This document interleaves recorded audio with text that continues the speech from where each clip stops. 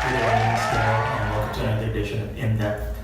The topic of today's discussion is corporate social responsibility. Corporate social responsibility is a process whereby corporations or businesses integrate social and economic concerns in their business operations. Corporate social responsibility reporting, therefore, is the process by which corporations or businesses publicly disclose how they interact with their stakeholders. So a stakeholder is a much broader concept than a shareholder. The way it was defined is a stakeholder is any person or a group of people that can affect or be affected by the operations of a business.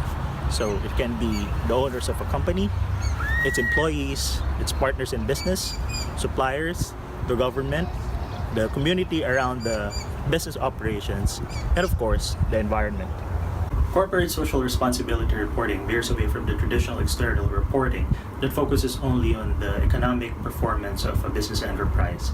In some instances, it's called sustainability reporting, while in some materials it is referred to as the triple bottom line reporting. Triple bottom line refers to the financial or economic, social, and environmental performance of a business enterprise. Integrated reporting is the most recent development in this very young discipline of corporate social responsibility. It is a brainchild of the mission of IIRC, or the International Integrated Reporting Council. In terms of analyzing IR as the new method of corporate social responsibility reporting, we will look at the annual review of NAB. Now, NAB plays a big role as it is one of the only two Australian companies that participated in this pilot program by the IIRC. Now let us start off with the environmental sustainability programs of NAB. Just from 2006 to 2014, the bank has spent a total of $22 million just for its energy efficiency and sustainability programs here in Australia. Now this translated to a total of $15 million in energy cost savings, and the bank was also able to reduce its carbon emissions by 81,000 tons here in Australia. NAB's overall employee engagement is about 43%, and based on the facts, the bank can also be considered as an equal opportunity employer, as it provides its employees with equal opportunities regardless of their age, cultural background, and sexual preference. When it comes to its customers, NAB is an advocate of fairer banking here in Australia. So it strives to provide clients with the lowest penalties, interest rates, and finance charges. And it currently provides the lowest home loan rate in the market today. In terms of doing things for the greater good of the community, one of the most important projects of NAB is their improper land acquisition policy. So what they did is they've made a special set of due diligence processes for loan applications in relation to forestry, mining, and soft commodities.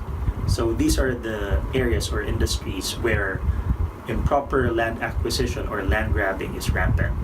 Now, in terms of its economic reach, NAB employs about 42,000 employees, and it's currently servicing more than 12.7 million customers, about 520,000 shareholders across its more than 1,700 locations here in Australia.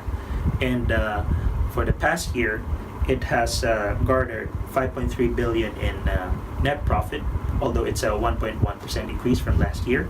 And it has also released about $1.98 per share as dividends to its shareholders.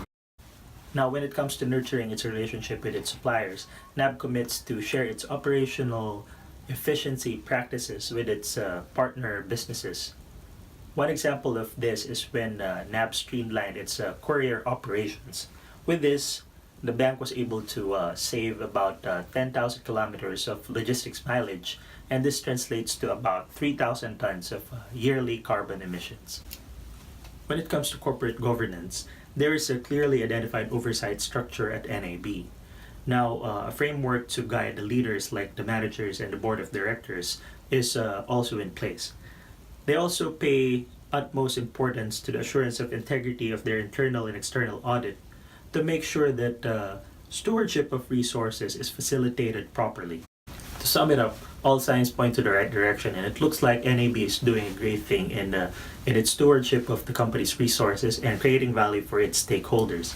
Now, the stakeholders that have been included in the report are the ones that have been identified in the International Integrated Reporting Framework by IIRC. And this does not include special interest groups. Now, this could be another area that NAB could explore in their future reporting endeavors. The concept of integrated reporting is pretty new, and that's the reason why resources in the matter are quite limited at the moment. However, there are studies that reveal the advantages and disadvantages of the concept, starting with the advantages. In 2015, Maniora did a study that confirmed the notion that integrated reporting is the superior mechanism in incorporating the company's environmental, social, and governance performance to its overall strategic goals. The framework for integrated reporting is continuously being improved so that the goal of global acceptance and legitimization will be met at the soonest. But how about the disadvantages? Amongst the disadvantages that have been identified by studies and researches about the matter, these two are the ones that stood out. Number one, the goal is for IR to be concise, making it understandable to a broader range of users. But based on observations, integrated reports are cluttered with too much information. Number two is the fact that integrated reports are very much market-oriented. Integrated reporting has all the fundamentals to become a globally accepted standard. And just like any other young discipline, there will be birth pains in implementing the International Integrated Reporting Framework. But as we move along, revisions and changes will be made on the original draft, original framework, and this will result to a more reliable, credible, and globally accepted standard. Thank you.